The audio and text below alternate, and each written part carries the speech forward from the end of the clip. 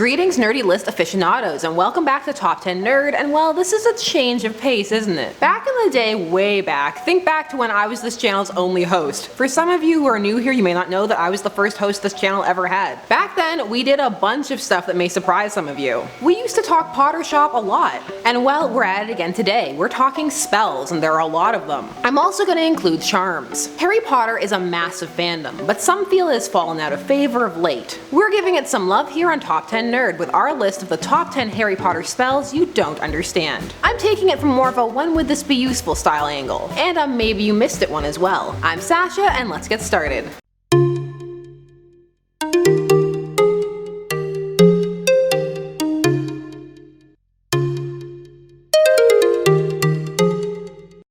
Anteoculatia makes hair into antlers. So this is a hex that makes the hexie have antlers. So why would you ever need this? Well, the first instance of this being seen was in 1994 on Gilbert Wimble from the Committee of Experimental Charms, which is exactly what it sounds like, a committee that oversees the development of charms. Charms of a more questionable variety, like antlers. He was seen with antlers before the Quidditch World Cup in Harry's World. Obviously in Harry's World, actually not obviously because we have Quidditch Cups too. This hex will then pop up again in 1996 and is performed by jokesters Fred and George Weasley after they leave Hogwarts. The hex hits Pansy Parkinson, a Slytherin, so she is terribly depicted, as most Slytherins are in the books. To which I say boo. I'm biased because I'm a Slytherin and I accept that. She had to miss all of her classes the next day and Hermione was thrilled. You can buy this spell as a novelty spell in Whizzikers Wizarding equipment in LEGO Harry Potter years 1 to 4 and in Weasley's Wizard Wheezes in LEGO Harry Potter years 5 to 7. That is a tongue twister. Novelty seems like an appropriate word to describe this spell as. It's more of an inconvenience than anything. Who greenlit this? Cut their funding. Cut the department on the funding of experimental charms. Number 9. AVIS, bird conjuring. Summoning all the birds. If you have ornithophobia, that is the fear of birds, then this is a spell you wouldn't want to go up against, but the person casting would have to know that this was a phobia of yours. Otherwise, why else would you need this? You can make this an offensive spell if you combine it with Opunyo, which directs an object or thing to attack their victim. Hermione uses it this way against Ron. True love means attacking your future husband with a flock of birds. Who else remembers the interview where J.K. Rowling said that she didn't think that Ron and Hermione would have made it, and that maybe Harry and Hermione would have been a better couple, and backtracked and was like, oh no, they just need therapy? I remember. This spell was also used to test Victor Crumb's wand, Crumb being the boy that took Hermione to the Yule Ball, and according to the cursed child was the linchpin of her life. Seriously, if she doesn't go with him, her whole life is different. Number 8. BAUBILLOUS. So this spell is on here because, well, people aren't sure exactly why you would need it or how much it actually does. It produces a stream of jet white sparks from your wand, and you can duel with it. Sparkle, sparkle. In all fairness, sparks coming at you would be quite disconcerting. So this was seen in the Harry Potter trading card game with Professor Flitwick on it, and his card only covers years 1, 2, and 3, so it is assumed that this is when the spell would be taught. So this trading card game was created in 2001. It was meant to compete with Magic the Gathering and Yu-Gi-Oh! It came out the same year as the first film, for maximum crossover marketability. It was praised at the time for getting kids invested in Harry Potter and tangentially reading, but it is now out of print, so collector's edition Flitwick card. Number 7. Rose Grow. This is another one that comes from the trading card game. It causes rose bushes to grow at an accelerated rate, so basically a super niche spell for all you gardeners out there. Some feel it's an offshoot of the Herbaceous charm, which in general increases the growth rate of plants. See, that makes it sound a lot cooler. You're like a poison ivy with a wand. But specifically roses seems like you're just trying to cheat at a gardening competition. With great power. Number 6. Tarantallegra. This one is often colloquially referred to as the dancing leg spell, but really it causes leg spasms that look like dancing. They must be rhythmic spasms though, because otherwise I'm not sure what dance this would be. You can use the spell on people or inanimate objects, and it is actually useful. This would incapacitate someone. There are other ways to do it, but this would work too. The thing is, this spell, well, it has quite the history. According to Harry Potter history, this spell caused the destruction of Pompeii because it was cast on Mount Vesuvius. This was in 79 AD. So Draco used this on Harry during the dueling club, that ill-fated dueling club, and Harry would use it again in 2020 when he dueled Draco in his home. So it seems to be a go-to. I don't know, not vicious enough for me. In a duel, go through the throat. Also, important contradiction. In the Cast a Spell handbook, it says that to cast this spell you have to have an unobstructed view of the target. Okay, fine, but it also has to have legs. This is the reason why it is said to have made Mount Vesuvius erupt, because it has no legs. Why was someone casting it on a volcano in the first place? Number 5. Halvorio.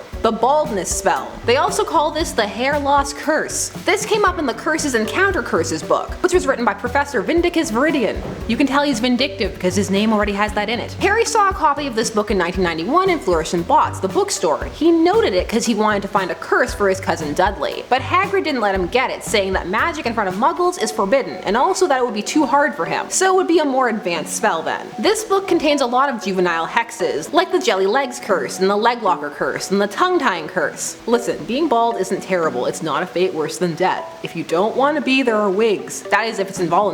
Or it can be a look. It can be a good look. I want a wig closet. I always have different hair every day. Number 4, the Molliare. This is the cushioning charm, and it creates invisible cushions. Did you wonder how do wizards sit on those brooms for so long? You know, go try sitting on a broom, it's mighty uncomfortable. Well, wonder no longer. It's the cushioning spell, that's right. It is said to be related to the Spongify charm. Hermione also used it to cushion one of the Golden Trio's falls in Gringotts. Invisible cushions everywhere. So do nicer brooms have more cushions, better cushions? Can you modify an invisible cushion's comfort? I have questions. Number 3, the arrow shooting spell. This doesn't even have a name, it's just the arrow shooting spell. So why not just go get a bow or, use a magical and cooler spell to take out your opponents? Well, it's because this isn't an offensive spell. No, this is a sports match team support thing. It was used by fans of the Appleby Arrows, a Quidditch team, and the supporters would shoot arrows into the air in support, and also because they wanted to play Quidditch roulette. But it was banned by the British and Irish Quidditch leagues because, wait for it, shock and awe, it hit a referee right in the nose, piercing it.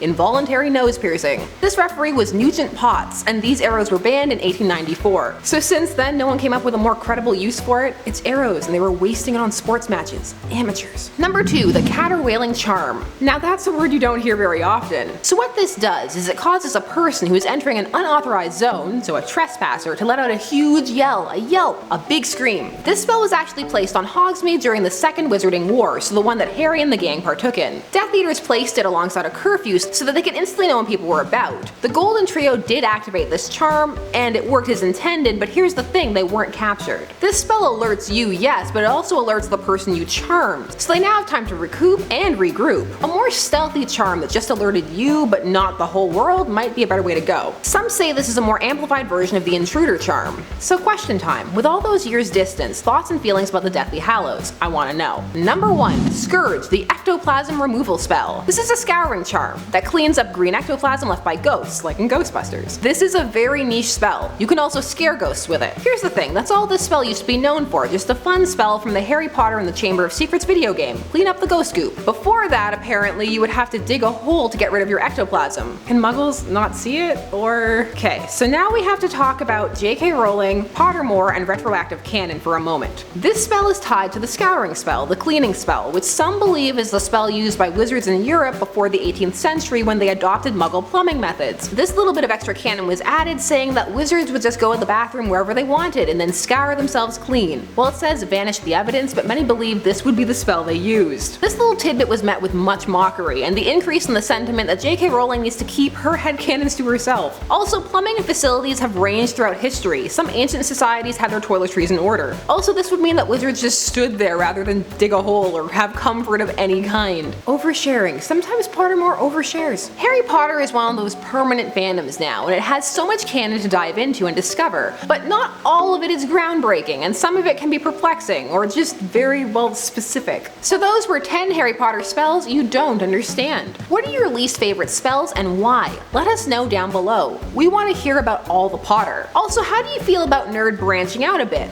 I'm sure you will let us know down there too. I'm Sasha, thanks so much for watching Top 10 Nerd. Don't forget to like, share, comment, and subscribe for more nerdy videos, and of course hit that bell notification so that you never miss one. I'll see you again soon. Bye bye.